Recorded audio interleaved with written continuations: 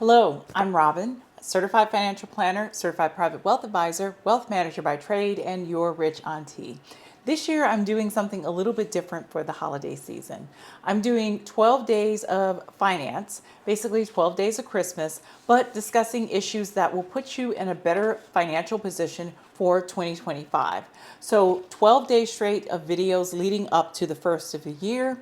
This is video number 1, where I'm going to talk about things that you can do right now before the end of the year. We only have a few days left to the end of the year that can put you in a much better financial position for 2025. So stay with me. FSAs, flexible spending accounts.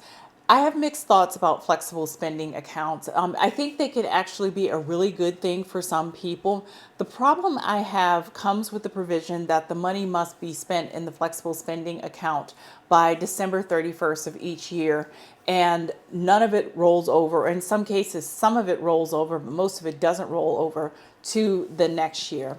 I have a problem with them because you have to keep track of them, and sometimes you don't get a debit card. You have to file receipts for reimbursement, and people can often forget that the money is there, forget to spend it, and have a large sum of money that doesn't roll over to the next year.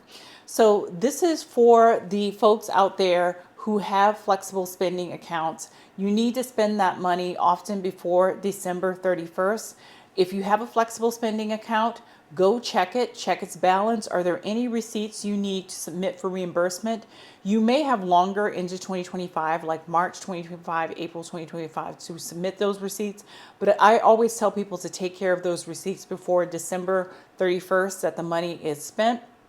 And to also make sure that you don't have large balances remaining in the flexible spending account that must be spent before December 31st of 2024.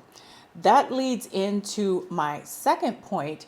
While you were in there checking your flexible spending account balance, check to make sure that you have beneficiaries set up across all of your accounts. Now, I usually meet with my clients 2, sometimes 4 times a year. And one thing I like to do in the end of the year meeting, of course, is review performance, but it's also to check beneficiaries. And occasionally I check a client that needed to have a beneficiary change or didn't have a beneficiary update, and we go through the process of updating their beneficiaries together.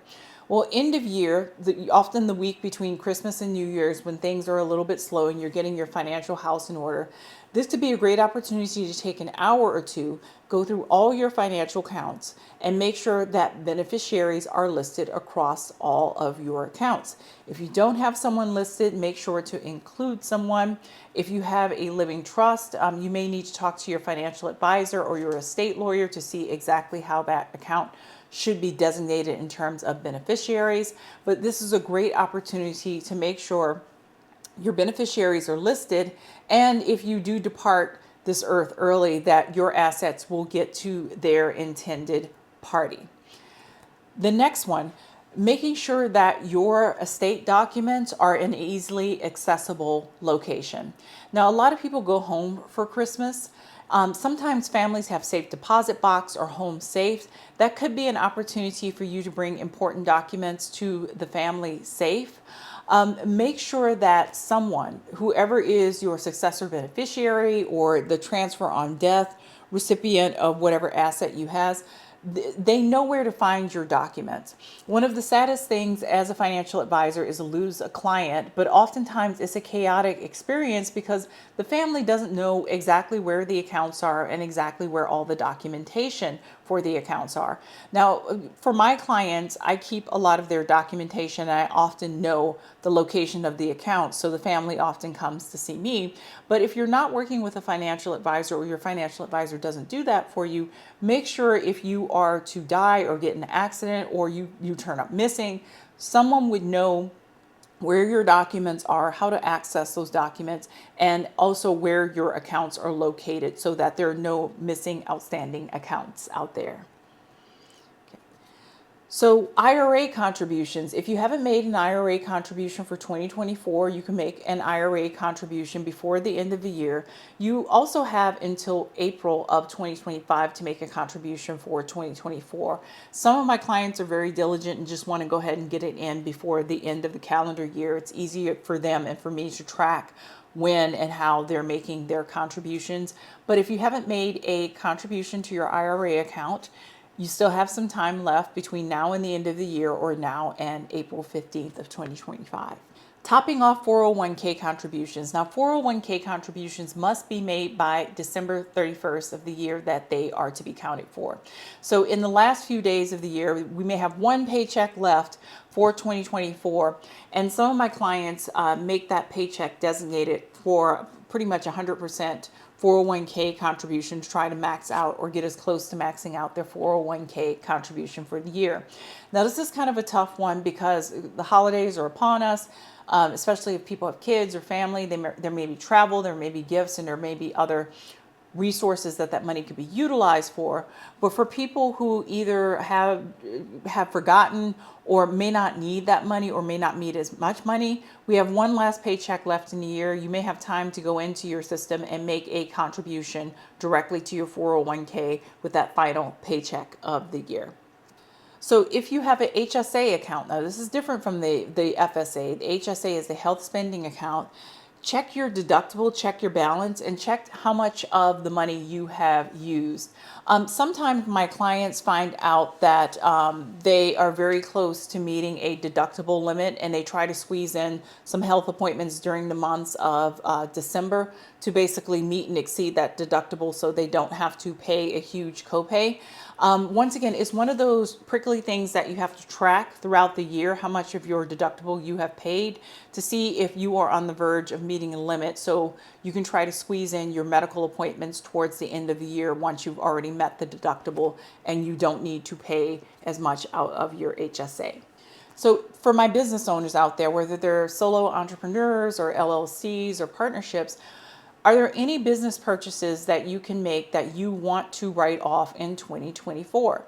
I have this conversation with clients who are business owners, and we go through kind of the projected business needs for the next 6 to 12 months. And then sometimes we make a decision with a major purchase, whether it would make more sense to do that in 2024 or in 2025. Sometimes, due to the client's tax situation, it makes sense to push that purchase into 2025. But if the client has a special tax situation and needs a tax deduction, sometimes it makes sense to make that purchase in 2024. So take a look at your business. Are there any outstanding purchases that you need to make? Equipment, cars, property, etc. It may be worth having a conversation with your accountant or with your financial advisor to see whether it makes sense to go ahead and make that purchase in the last few days of 2024. Stock loss harvesting for 2024. Something I do as a financial advisor is stock loss harvesting, and more of that work is being done by special programming and AI, but for some clients I do it manually, and there's a whole other video why doing it manually can make more sense than AI sometimes. But for clients who are looking to harvest losses on the year, it usually means that they have a big gain. Maybe they sold a business, maybe they sold a bunch of stock, maybe they've gotten a bunch of equity positions in their companies and they just need something to offset all those taxes. So for those clients, we set up appointments oftentimes in November, December, to go through their accounts and basically take losses on certain assets, whether it be stocks, bonds, mutual funds, so that they can offset it with the enormous gains that they have had for the year. Now, don't contact your financial advisor on December 27th. We always get the client who contact us on the last day of the year trying to harvest losses. I don't like that. I feel rushed. Sometimes the stock transaction can't close in time to catch the end of the year. This is really something that should be done towards the end of November, beginning of December. But if you manage your own accounts and if you're knowledgeable about stock loss harvesting, which many people aren't, but if you are knowledgeable, it could be something that maybe you could do before the end of the year if you're looking to offset gains. Now, that is not advice. I would talk to a financial advisor. I would talk to an accountant before doing that in your own account, but it is something I do for my clients towards the end of every year. Next thing, canceling all of your old subscriptions that you don't use. This is something I typically do for myself around November, and invariably I find at least 3 subscriptions that I bought the prior year that I hardly used or really got little value out of that is set to renew in November or December, and I have to go into the system and manually close it down before it bills my credit card again. Now, we should all have a day of a year where we sit down and do this. The time between the end of the year and New Year's is a perfect time. Oftentimes, it's slow at work. It may be a little bit slow at home. Take an hour or two, go over your credit card bills, go over your statements, find out what subscriptions you signed up for during the year that you don't need. Even if it's an annual subscription and is set to renew in March, you know you're not going to renew that subscription, go in and just cancel its annual subscription so that you don't accidentally get billed for the year come that time of the year that that subscription is billed for. So there you have it, some ideas of what you can do between now and the end of the years and the waning days of 2024 that can improve your financial picture for 2025. If you have thoughts, leave it in the comments section. And if you found this information useful, please like, share, and subscribe.